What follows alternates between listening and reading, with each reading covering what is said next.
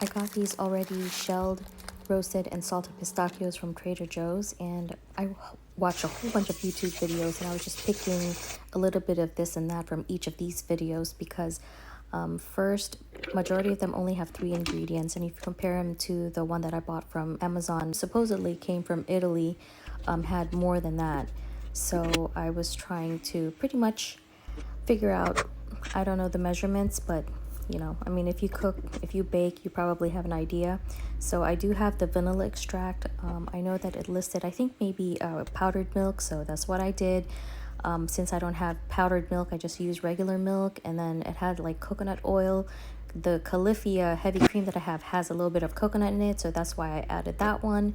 And then vanilla extract, because it says something about vanillin, whatever. Anyway, it made sense to me. I put a little bit of butter in there, and then I think it mentioned whey powder or casein or something like that, so I have that, added it in there.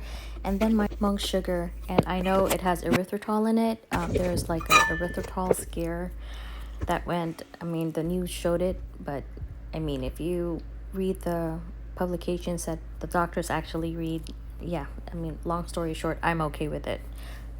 Provided that, you know, as with everything, it's consumed in moderation. So I really like the way this turned out, so I gave it a shot again. I toasted some phyllo dough. I didn't put butter this time because my the pistachio already has butter in it. And I am really happy that it turned out really good because this is low carb, diabetic friendly.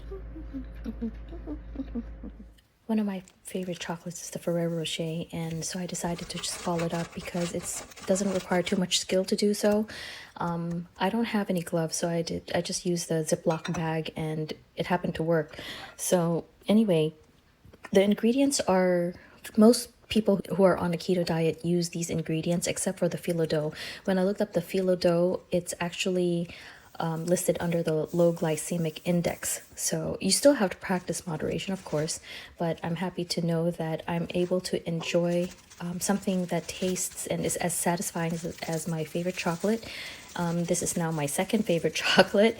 I really love the pistachio chocolate from Dubai. I mean, although I haven't really tasted the authentic one, but following the DIYs, I'm very happy with it. So here you go. Next time, I'm just going to have to roll it in a melted chocolate and crushed pistachios. Because I'll be honest, this does fall apart easily, but it is delicious.